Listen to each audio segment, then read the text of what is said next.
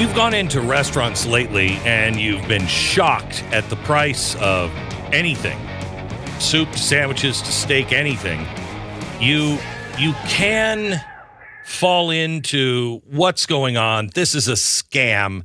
How can a BLT be $16? We wanted to get Brian Will on. He's a serial entrepreneur, two-time Wall Street Journal bestselling author, leading consultant in business and sales management. He's founded 7 different companies across 4 distinct industries. He is currently the head of a chain of restaurants, and they are the Derby Sports Bar, Cantina Loca, the Tavern House, and Central City Tavern. You might have one in your town. He is also, in his spare time, a member of the city council in the town of Alpharetta, Georgia. I hope we have time to talk about that a little bit.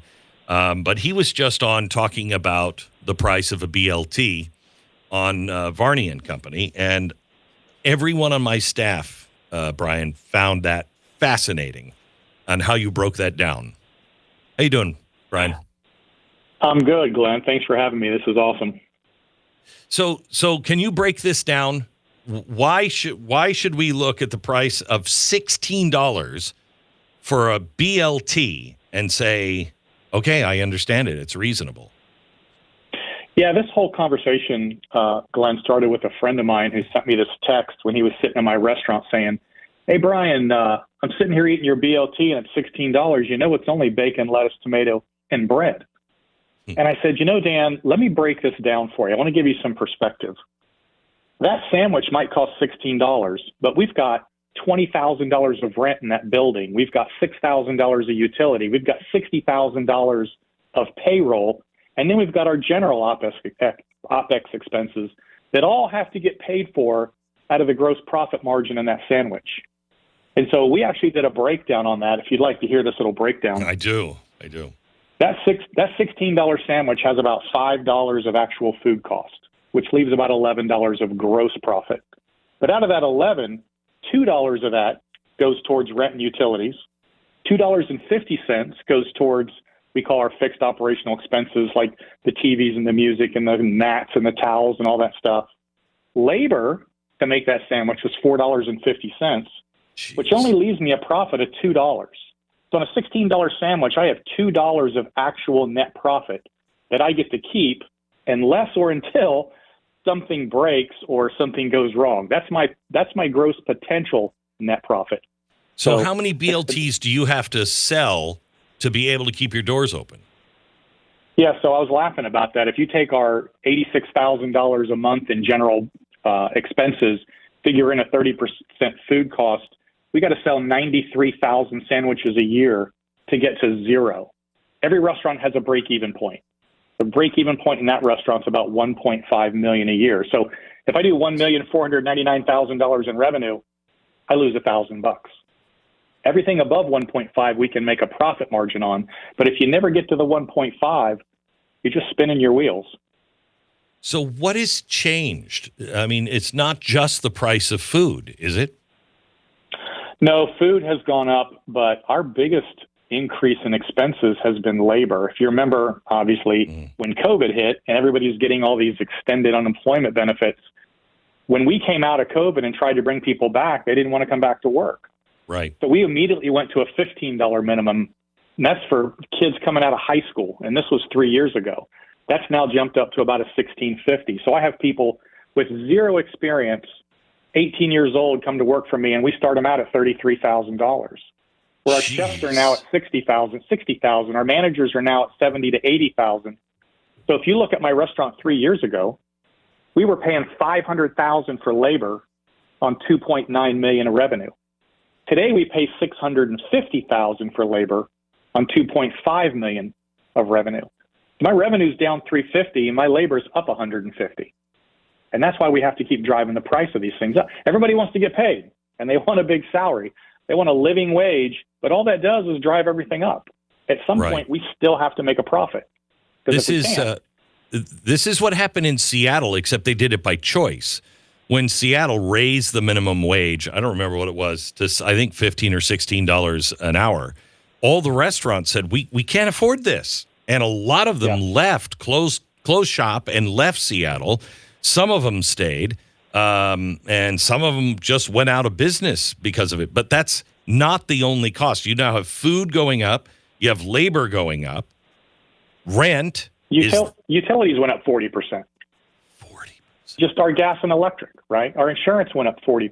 Everything is, the whole supply chain from us down, everybody's costs go up, and that compounds. Why did insurance go up 40%? Because they can? That's a good question. Because you have no choice but to buy it, because if you don't buy it, you can't stay in business. So it goes up. It's crazy how much costs have gone up. So how do you see us weathering this? Business is interesting. I have a picture in my office of a guy on a tightrope, and he's got that big long bar, right, that goes on both sides. And I always say we have to balance. Business owners are on this tightrope, and you have to balance what you can charge on one end with what the consumer is willing to pay on the other. Mm-hmm. And so as long as you can keep that balance, you can stay on the tightrope and stay in business. But if you charge too much, they stop coming, you fall off. If you don't charge enough, you get more business at a loss, you go out of business. So there's always a balance. And in our case, we've made sure we put our locations in what we call high traffic areas. So we're getting, organic traffic running around our restaurants, which helps us drastically. But you look at these small operators that are out there, fighting all these costs that don't have that organic type of traffic. And that's why they're going under. You're a serial entrepreneur. What do you hear from entrepreneurs that are just beginning today? It's a completely different world. Can you make it? It is. It's a different world in a lot of ways. And I actually do a lot of sales and management training. And one of the other things we know in today's environment is there's so much information online that people can research almost anything before they ever walk in your door. And they already know what your competition's charging. They already know what they should be paying. And so, again, you're back to this balance of you either need to create something that's extremely unique that will drive people in and make them want to buy from you, or your chances of success are diminished greatly. So I called COVID the great washout, Glenn. All the weak operators that used to be able to make it because we were in a booming economy, when COVID hit, it just washed out all those weak operators and only left the ones that are strong. Now, you've got people that are coming in behind us and trying to come in and undercut, but all they're going to do is lose all their money and go out of business and hurt the rest of us. It's an interesting time to be in business.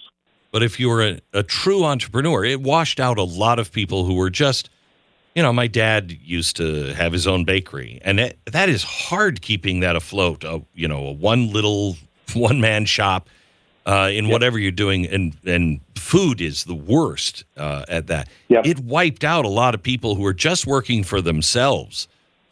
Yeah, just working for themselves and only making enough money to live on. And most of the people that got washed out didn't have any financial security behind them, savings. They just weren't able to weather that bump, which is one of the things I teach entrepreneurs today is you better have enough security behind you that if the next COVID comes along or if something weird happens, you're not going to get wiped out at the drop of a hat. We laid off 150 people in one day in March of 2020. It was a horrible day. Wow. Your thoughts of what's coming in 2024? Any insight on? Yeah, I've had this question a good bit, and I have friends in the M&A field, and I see everybody waiting to see what's going to happen with this election. We just don't know what's going to happen. I think if Biden gets elected again, he doesn't have to worry about getting reelected. So who knows what's going to happen, with the people pulling the strings up there in Washington and what they're going to do. So I think we're in a tenuous time right now, particularly in small business, that we need to be very careful, and we need to be keeping some powder dry to keep us safe just in case something else pops up. If Donald Trump were to be elected, he doesn't go to jail, and the left doesn't set the country on fire, better or worse for business?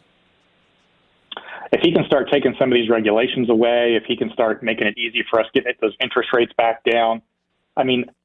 The other issue we have, and I love this topic, I did a video on it the other day about inflation. Inflation's going to affect us forever, right? We had a 5%, we had an 8%, even if it's 3%, that doesn't mean prices are going down. Correct. Right. That means they've just compounded, right? They're never going back down.